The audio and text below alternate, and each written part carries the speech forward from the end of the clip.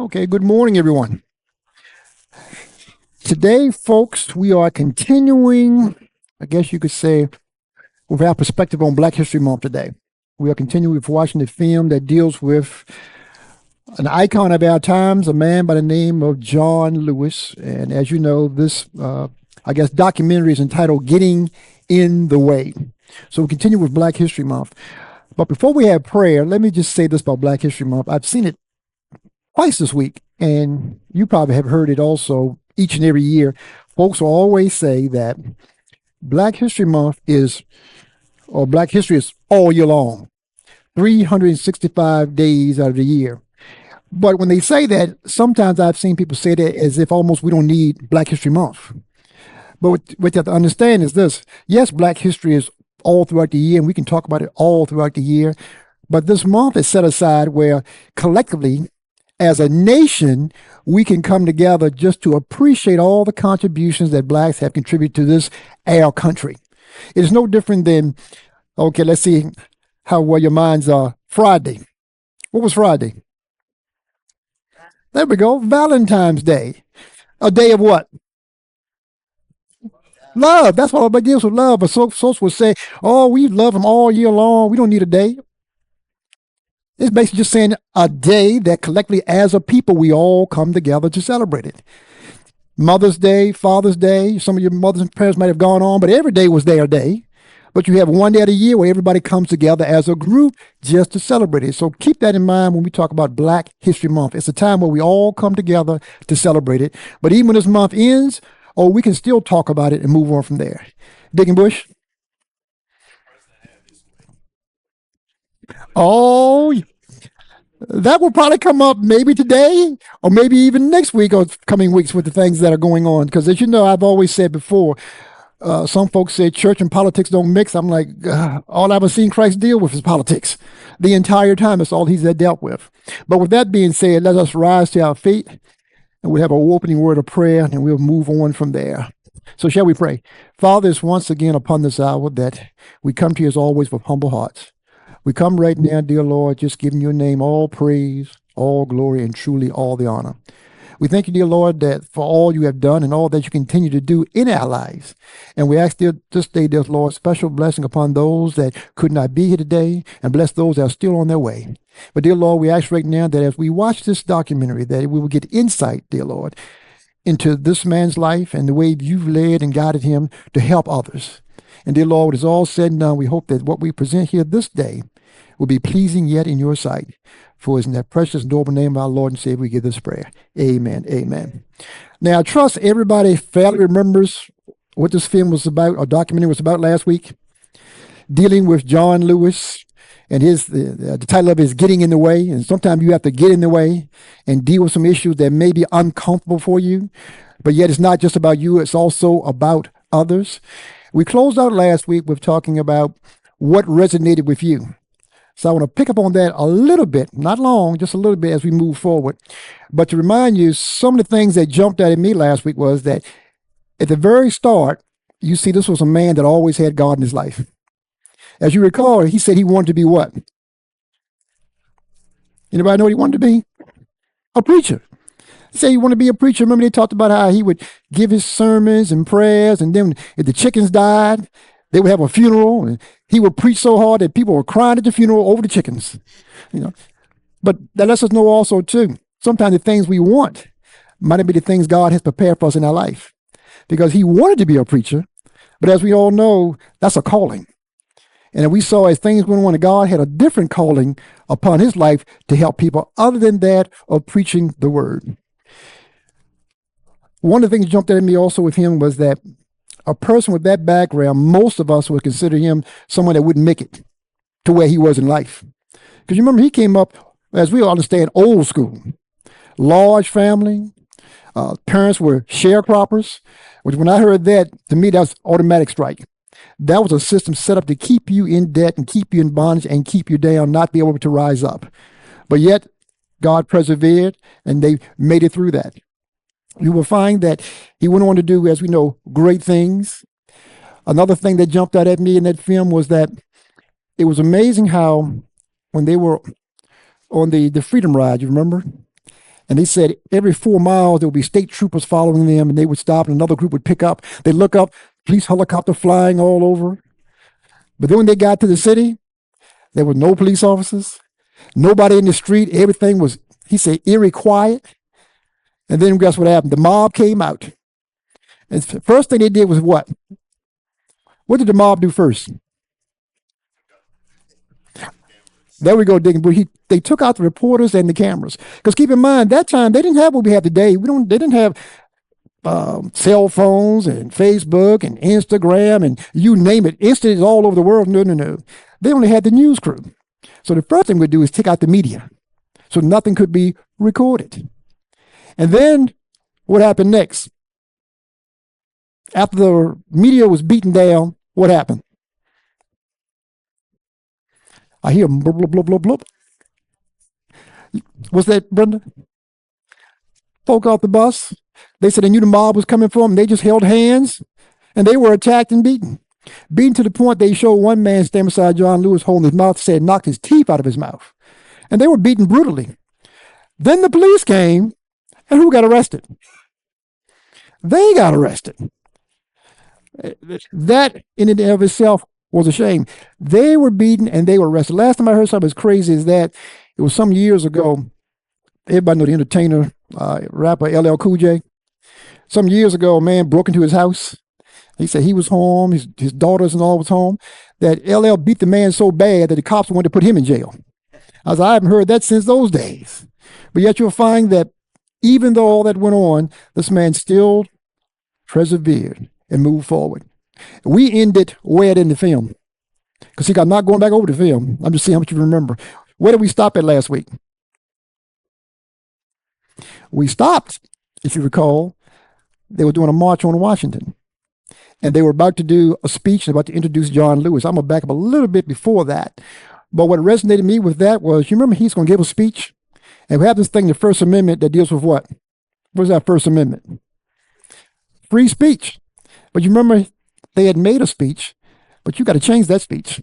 You got to take this out, and so on and so on. So it shows us how far we have come, and a lot of things have changed for the better. We know there are a lot of things out there that still need some more changing. And there are some things, guess what, that haven't changed at all, have not changed. And this is why history is so important. History tells us where we came from. It lets us know how we came to be where we are. And it even gives us a glimpse to where it is that we are headed. But the thing about history is this: if you don't know it, you can. What typically happens? You can repeat it. I'll give you a small example, and we can start this documentary back off. There's this agency called the Consumer Financial Protection Bureau. Anybody ever heard that before? It's put in place to protect all of us, against fraud and corruption and with products and all. It also deals a tremendous lot with banking and dealing with banks and, let's say, dishonest things that bankings may do with subprime loans and so on from there. But anyway, that was put in place because you remember, due to the unfair practices of many of the banking system, the economy collapsed in 2008. So guess what? They started the Consumer Financial Protection Bureau to put things in place to regulate banks, that things like this would not happen again. People get home loans, and really they couldn't, let's say, afford it, but the subprime loan would give you a fixed rate for 3 years. You pay $900 a month.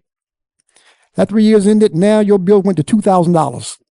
People were losing homes left and right, and the economy collapsed, and people lost homes. It just was a total chaos, but that was put in place so things like that wouldn't happen again. But for a stroke of a pen, the new administration says cease all work, stop immediately. They were showing banks were applauding and clapping their hands because now they have free reign once again to do what they like. They can do a lot of good and they can do a lot of bad. But the point is that was put in place because you look at your history, it was something that was needed. And now guess what? By that being changed, it's liable to repeat itself. So don't be surprised in years to come, another collapse comes about because there's no regulations put in place as far as to watch certain agencies. But that's a whole lot to talk about in the future time. But now we're going to pick up with the film dealing with John Lewis about to give a speech at the March on Washington. But anybody got any comments? Anything resonate with you before we start? Anything jumped at you last week? Lonzo.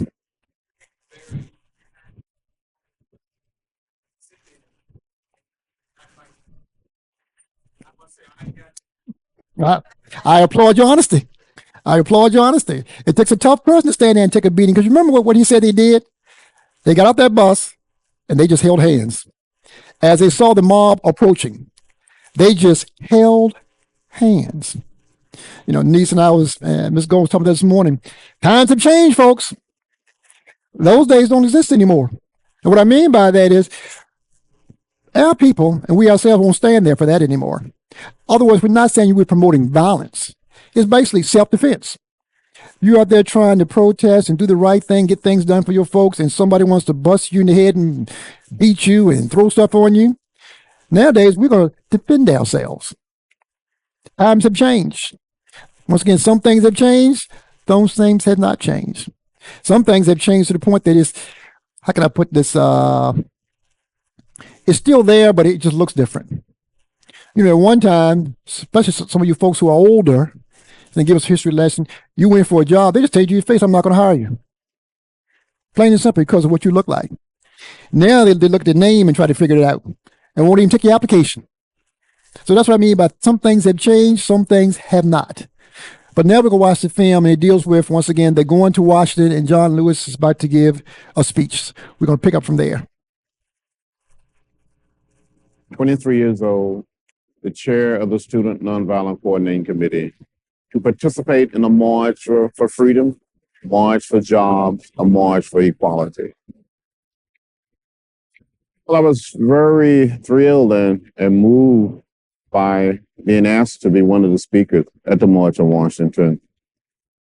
I think about a week before the march, John came into the march office with his speech in his hand and showed it to people, and we all loved it. It was militant. It wasn't compromising. I had a great deal of admiration for the older leaders of the march, but in a sense, I felt like I was on equal footing. I came fresh from the struggle, fresh from the front line of the battle. I was not in New York in a big office.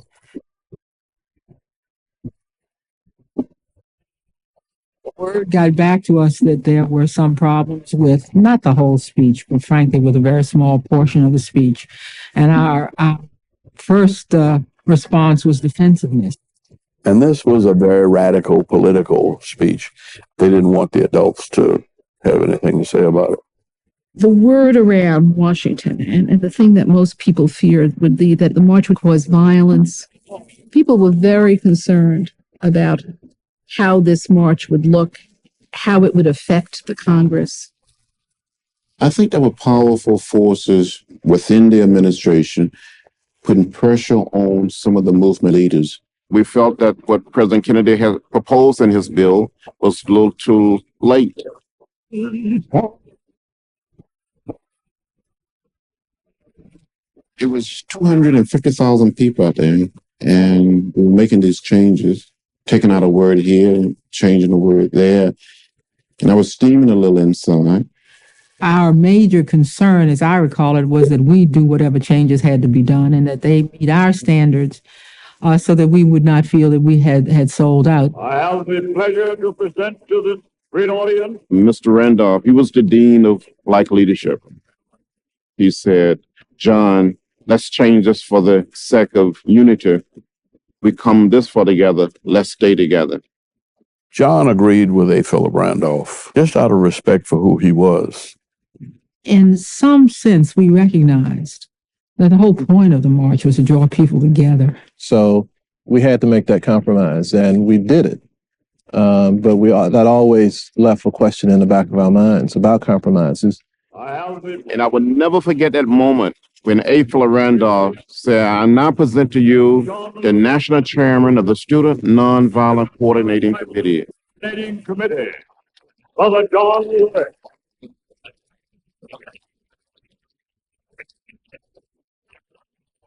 And I took a deep breath. And I said, march today for jobs and freedom. The time of not find our marching to Washington. We are marching through the streets of Jackson, through the streets of Danville, through the streets of Cambridge, through the streets of. We do not want our freedom gradually, but we want to be free now.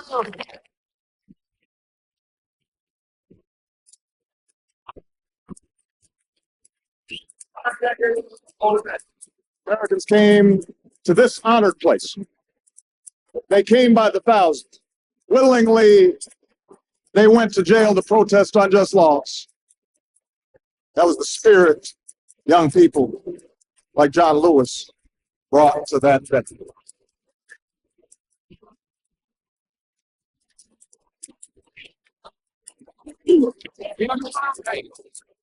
We're tired of being beaten by policemen. We're tired of seeing our people locked up in jail over and over again. And then you follow these patients. How long can we be patient? 50 years later, we cannot wait. We cannot be patient. We must stand up and fight the good fight as we march today.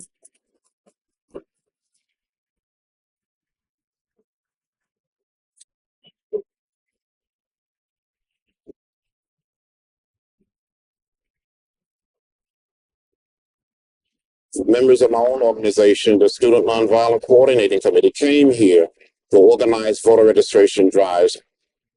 And we had the resistance of a sheriff who would not allow people to even enter the courthouse door to take the literacy test. They couldn't register to vote.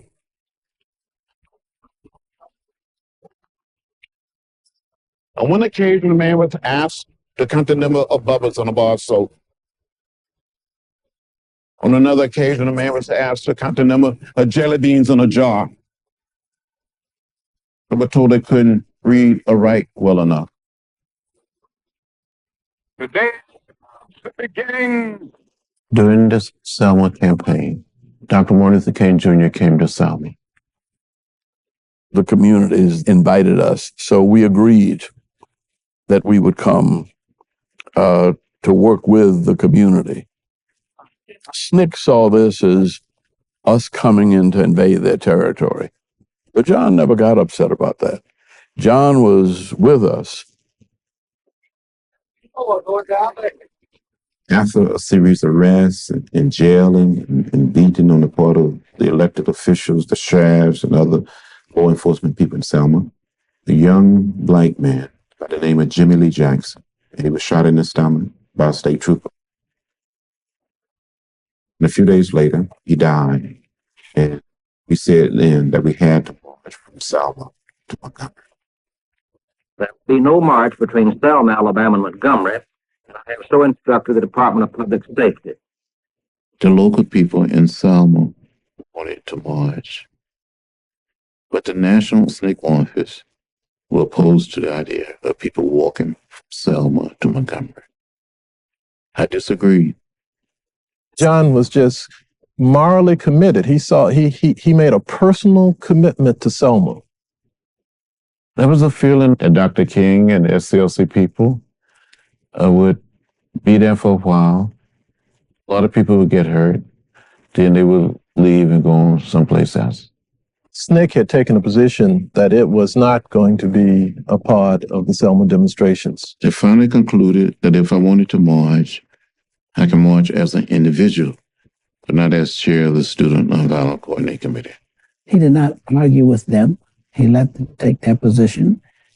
He was a person of convictions, personal convictions.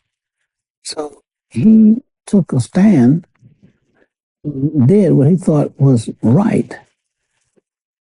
That day, that Sunday, was the first Sunday. My husband and Martin were going that Monday. And the call came to Ebenezer to speak to Dr. King about marching. Because when they got there, John and those, the people were ready to march. And so it was my responsibility to walk with Jose, and they asked me to lead it on behalf of SNCC. They didn't know that I had been told not to represent the Student Nonviolent Coordinating Committee. To me, it was a very prayerful, orderly, peaceful, silent protest. It reminded me of Gandhi's March to the Sea. So they marched, and oh my God. We got to the apex of the Edmund Pettus Bridge, crossing the Alabama River. Looking down, you saw a sea of blue. It was Alabama state troopers, the sheriff and his posse on horseback. It was a very eerie feeling the moment that we stood there. You could see the debris, you could see the wind just blowing someone's coat. Saying that this is an unlawful assembly, you are ordered to disperse, go home, or go to your church. This march will not continue. We stood there. I looked at Jose. Jose looked at me. So let's kneel and pray. Before we could pass the word back to the group to kneel and pray, the major said, "Troopers, advance."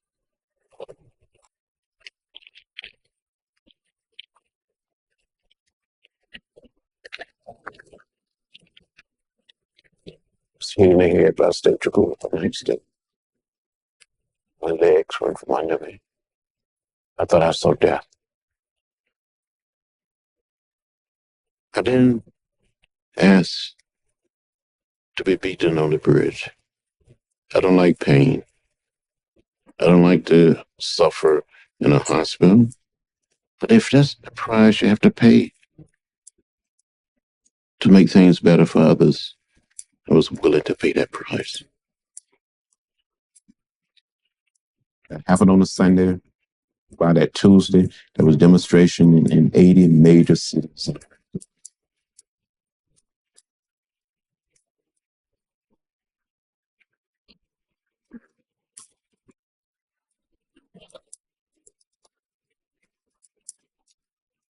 John, you were down there coming this way. Right, we were walking right over there into orderly. No one sat on the sidewalk. No one said a word. The horses came this way. They came. Those are the things where he gets very, very serious. You can tell he's, at least in my words, saying, I survived that. 8 days after Bloody Sunday, President Johnson spoke to the nation, spoke to a joint session of the Congress. He condemned the violence in Selma, introduced the Voting Rights Act. Before he concluded that speech, he said, "And we shall overcome." Sitting next to Dr. King with Andy, C.T. Berry, and others, I look at Dr. King. Tears started flowing from his eyes. We all proud of him. And Dr. King said the Voting Rights Act would be passed.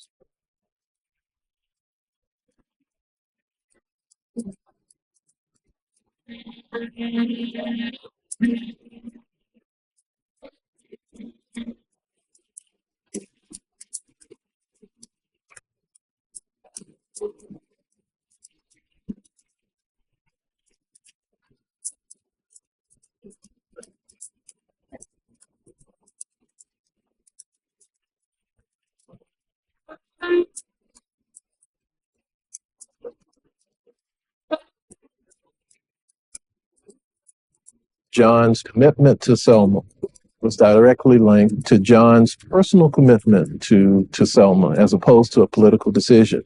Now the question is, could he make that personal commitment and still be the spokesperson of SNCC?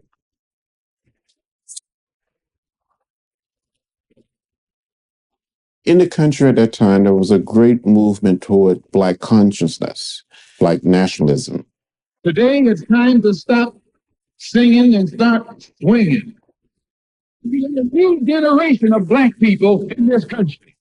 We also have the Watts and Harlem rebellions, and now people are beginning to look at the concerns of Blacks who are caught in the ghettos.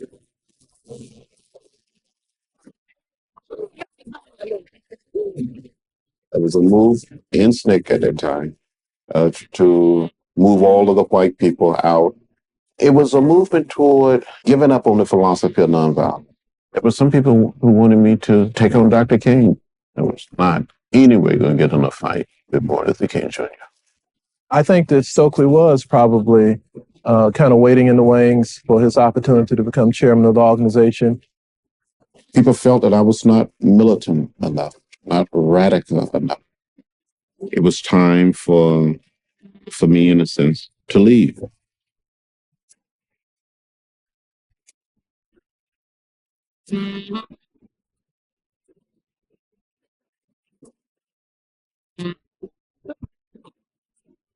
And that was a very difficult moment because Nick had been my family.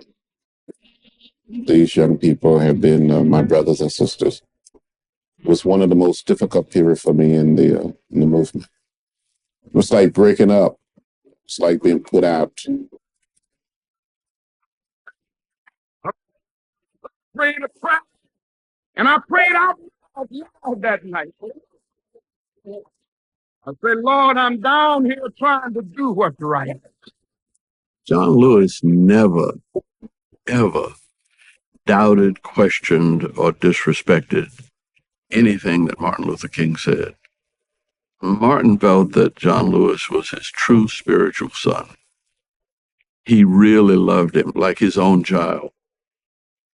The rest of us, Martin was pretty aloof. But with John, he was really comfortable with John because John wanted to listen. John wanted to hang on his every word. He was like a big brother. He was my friend. He would ask me sometimes jokingly, John, do you preach sometime? And I said, yes, Dr. King, when I'm taking a shower. And he would just laugh. He would laugh. He thought it was so funny. He got involved in the presidential campaign of Robert Kennedy in '68. We can work together in the last analysis, and that what has been going on within the United States. Well, I saw what role that individual politician could play in bringing people together. More than anything else, I think after the assassination of Dr. King and Robert Kennedy, I felt like maybe I could be part of an effort to pick up where they had left off.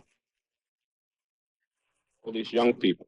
As past chairman of the coordinating committee, Lewis was arrested and beaten during the 1960s.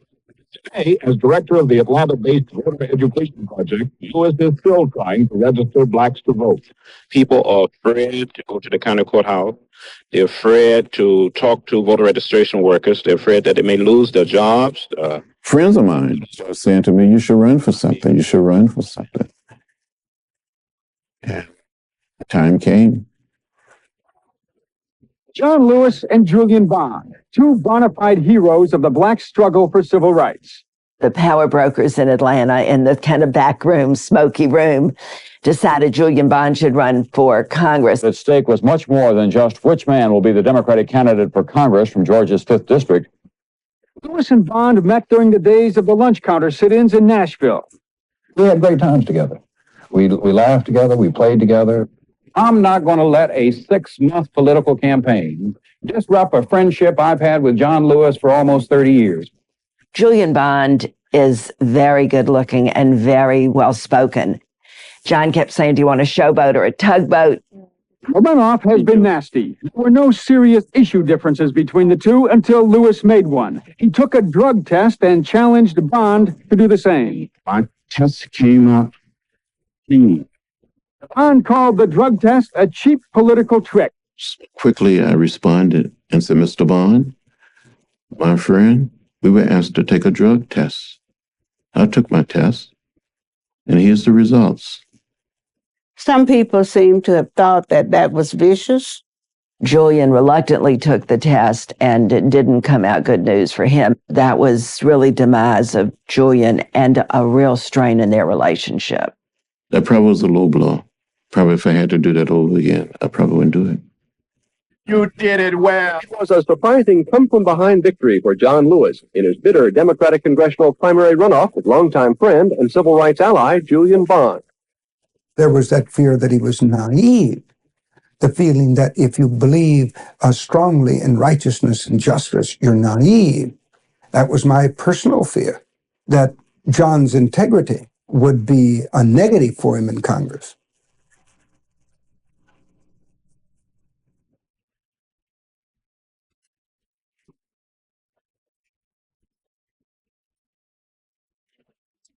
Yeah.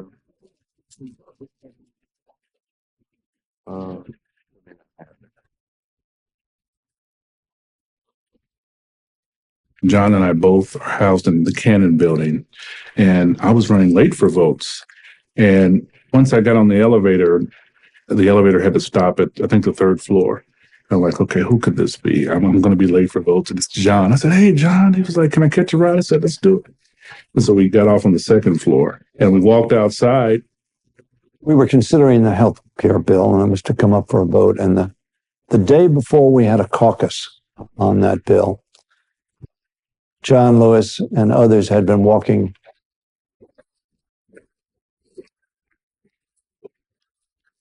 hundreds and hundreds, maybe thousands of people had come to Washington for the purpose of being disruptive. John Lewis, Andre Carson, Emmanuel Cleaver, and others, Barney Frank, on their way over through crowds that were jeering and hurling ethnic, vulgar slurs.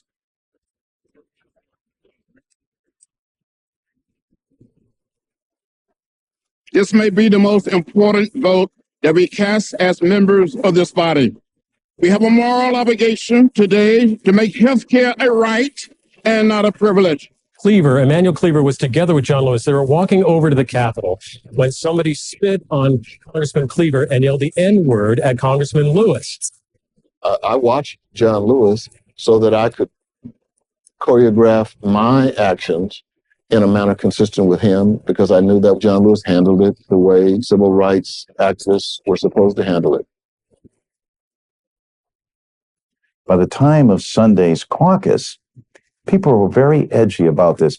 But I have to tell you, when you look behind the scenes, this is white knuckle time. They do not have the votes yet. I asked John if he would speak at our caucus, and he did. And he said, what transpired yesterday is not important. The important thing for us is to keep our eye on the prize. When we were in the room and we were about to leave, I wanted to walk across the street with my colleagues. The whole caucus was walking together. And the security for the leadership, especially for Nancy Pelosi, saying, you cannot do that. You cannot walk.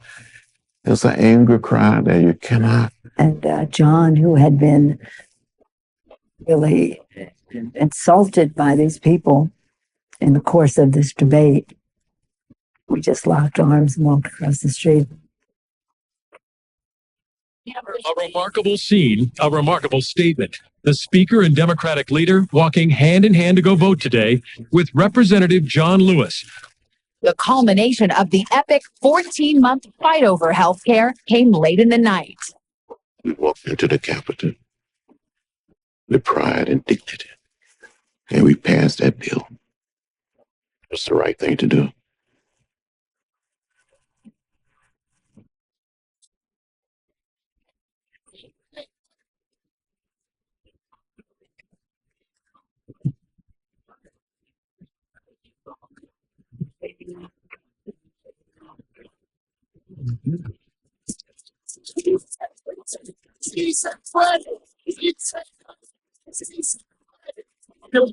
One of them is illegal, then we all take job.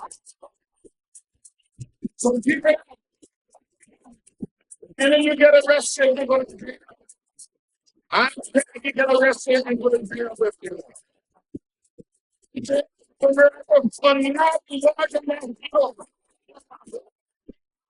I mean, when John Lewis said, this is my fight, and I feel the same fight from the 60s, who else can put that kind of imprimatur on a movement and say it's a civil rights movement?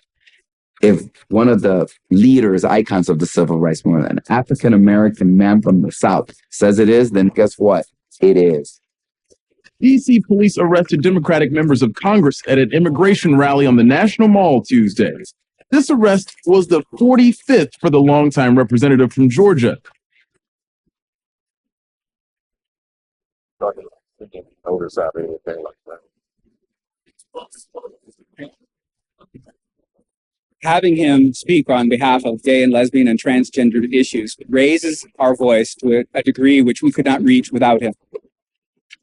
Eric got Congressman Lewis to sign this for me as a birthday present, and I was just really taken aback by it. Believe me, he stepped out when others wouldn't. And so he's been consistent on every issue that's come before the Congress. He was there when hate crimes legislation passed. Also been there for people living with HIV and AIDS.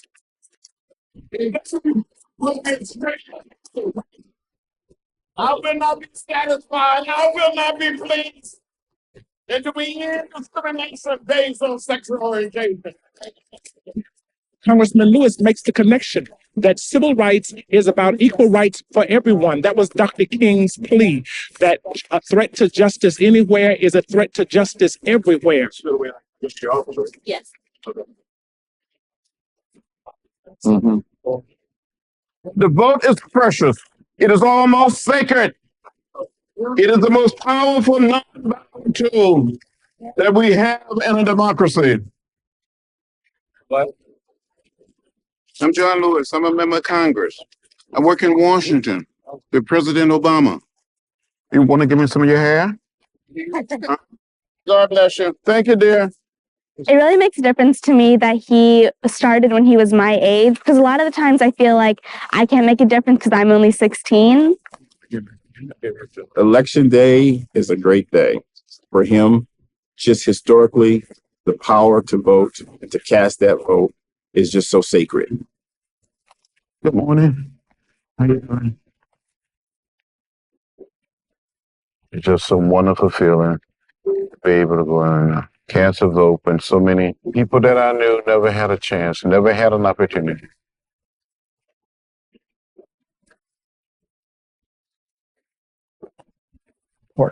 He continues to tell the people of America things haven't always been the way they are now, and unless we keep our guard up, things could always be bad again. Right now, because the Supreme Court has just made a major decision about the voting rights. Struck down a key section of the 1965 Voting Rights Act. One of the most successful civil rights laws ever passed. That a law enacted nearly 50 years ago. Roberts bluntly declared that times have changed and the law must too. I must tell you, I was disappointed because I think what the court did today is stab 65, and it's very hard. Texas responded immediately, saying it would start enforcing one of the nation's needs to have a photo ID and a move potential to toughen its laws, including a reduction in early voting hours. Only hours after the decision was announced by the Supreme Court, states began to put into force efforts to suppress people's voting rights. It is a duty and the responsibility of Congress to restore the life and soul of the Voting Rights Act. And we must do it, and we must do it now.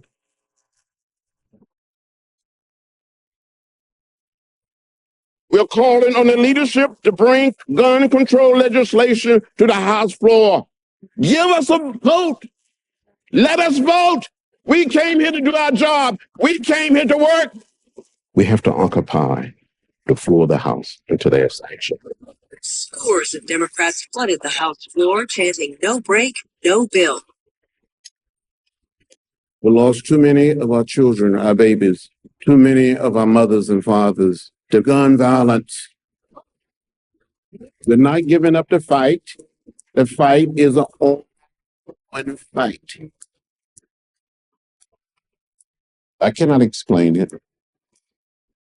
It's impossible for me to say why and how I got involved in a cause and a movement. I happen to believe that maybe there's something in the universe, or maybe in the environment, maybe in the spirit of history. And you have to sort of allow yourself to be used.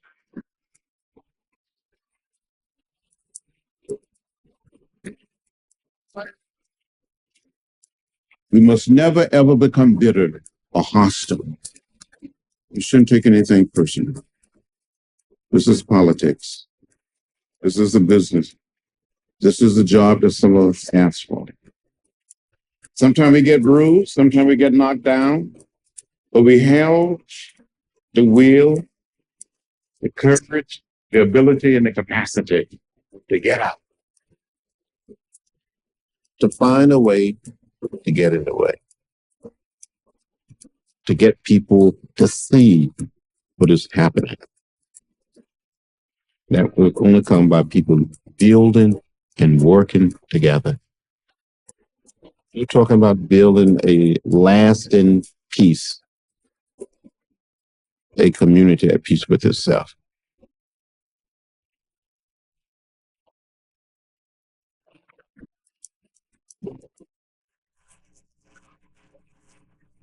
All right, folks. What resonated with you this time? What jumped out at you about the life of John Lewis? I'll start off with one before Brenda speaks.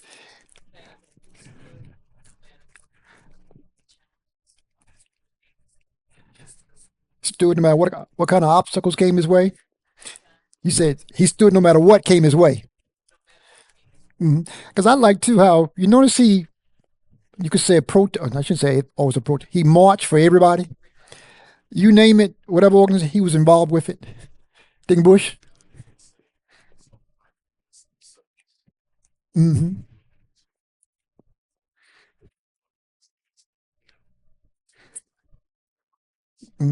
What about the compromise? That jump out at you at the very beginning? Remember, we have freedom of speech. You got to change the speech. You're coming out, you're the leader of the Student Nonviolent Coalition. Don't introduce them that way. You have to say something else. In other words, it always seemed to be for what we wanted, you have to make compromises. Sometimes you get tired of making compromises. You're fighting for your rights, but they're telling you what it is that you need. It's kind of like today you have Putin and our president discussing what Ukraine needs, but won't talk to Ukraine. And Europe, this is what you're going to accept. But you don't have a seat at the table. We're fighting for our rights, but you're saying, this is what we're going to do for you. But you stay over here, you can only say this, you don't want to say that, and so on from there. Deacon Bush?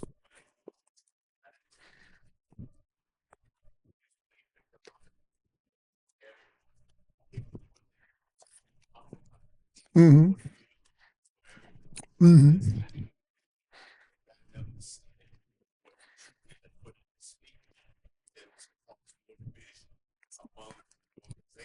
Mm-hmm.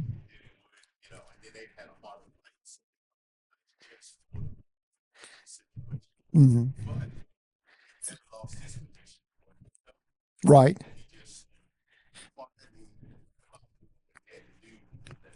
Mm-hmm.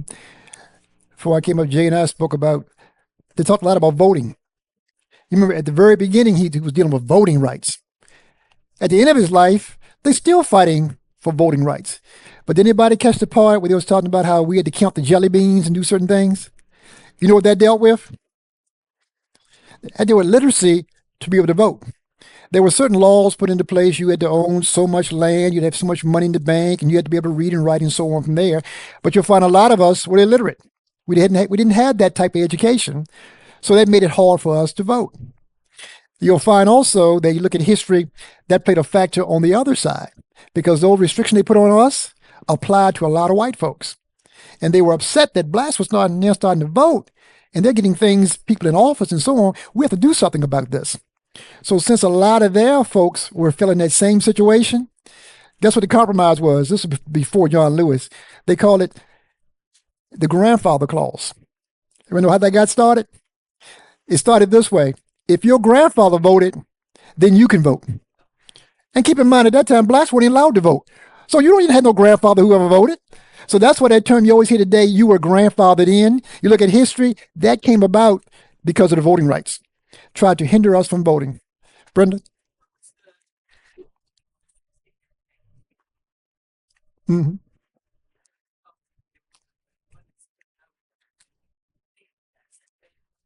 Yes. We do. That's what bad. Now, we've talked about this a couple of times. How much restraint could we have in that situation? How much? Yeah. And speaking on that, matter of fact, you heard the part of Malcolm X speaking, which I'm probably going to do Malcolm X because I know a lot about his history. I'm a big fan of his. What was the quote he gave? Mm-hmm. But you'll find that that's a quote taken out of context. He was not promoting violence. If you know Malcolm X's history, he never promoted violence. But his wording was like many of us today are saying, oh, you hit me? Oh, guess what? Oh, I'm going to hit you back. I'm not going to stand here and sing the songs. We're going to start swinging. But they took his message out of context. But you look at his history. Have you ever seen where Malcolm X and the nation ever was involved in any violent conflict? Because that was part of their message, is that we're going to defend ourselves at all costs, by any means necessary. And guess what? Nobody ever put their hands on them.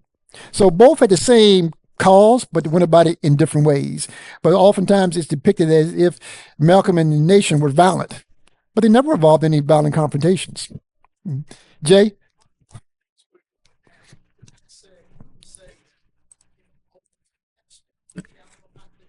Mm-hmm.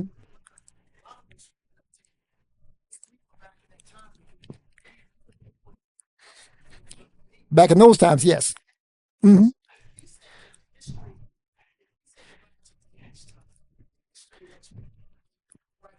Mm-hmm.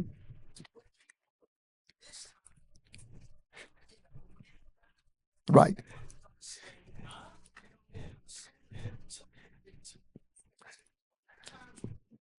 Mm-hmm. Mm-hmm. Mm-hmm.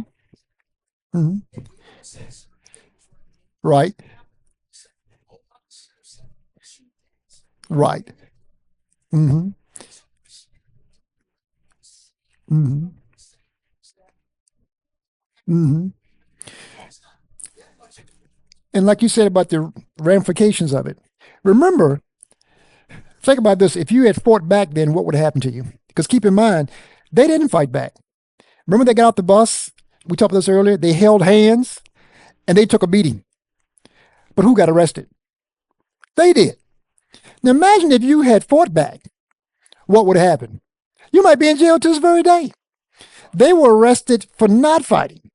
So in other words, it was different times back then versus the times that we have of today. But it's interesting how so much has changed and so much hasn't changed. You see a lot of things we were fighting for them. Some of the same things are going on now. Government trying to hold them back. The same thing today. They fought for voting rights. Voting rights today are trying to be restricted in certain areas. You got to have this much ID. You got to have this. You got to have that, and so on from there. I remember in Georgia, the lines were so long where he comes from. You remember people wanted water and things like that, and they would leave the line, get water. The next election, they passed a law. If you're in line, you need water. You can't get people water. You can't get out of line. Or if you get out of line, you go to the back of the line. Voting restrictions, just making things harder for people in certain districts. So some things have changed, some things have not changed. Anything else jumped out at you, resonated with you? I kind of had a little smirk. He was fighting for immigrants and their rights. Was he not at the very end? Most of them today voted the other way. Isn't that amazing? The statistics, you fought for them to get their rights, to get into this country. Then you voted the other way. But guess what? You get what you vote for because you already see now you voted for him. Now he's telling you, you got to get out. So things have changed, but then some things have not changed. But it takes people like this to put up with it, to fight for it. You have to speak out. What was the title of this documentary? Getting in the way. As Jay said, sometimes we're supposed to speak up. I should have said this, or I would have said that, and so on. Yeah, you should have, but you didn't. And he said, sometimes you have to get in the way, and it may cause you some harm, but it's more than just about you. It's about others that are coming behind you. Digging Bush, and then we'll close things out.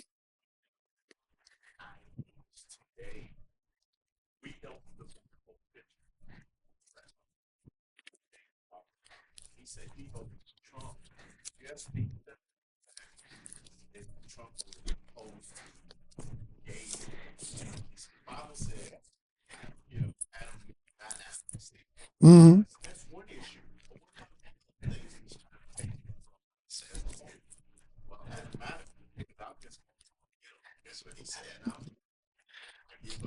Oh, this could be a long conversation of that subject matter.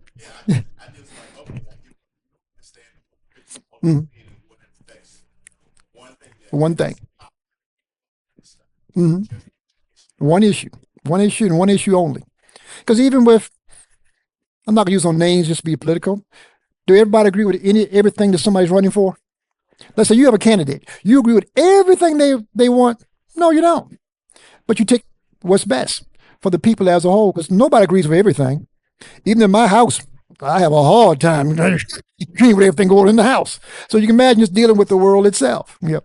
But we'll pick up this type of conversation next week. I'm still working on what I'm going to present next week, so just bear with me on that one. But with that being said, the hour is at hand. Shall we rise to our feet? Excuse me, Deacon Hall, if you will give us a closing word of prayer.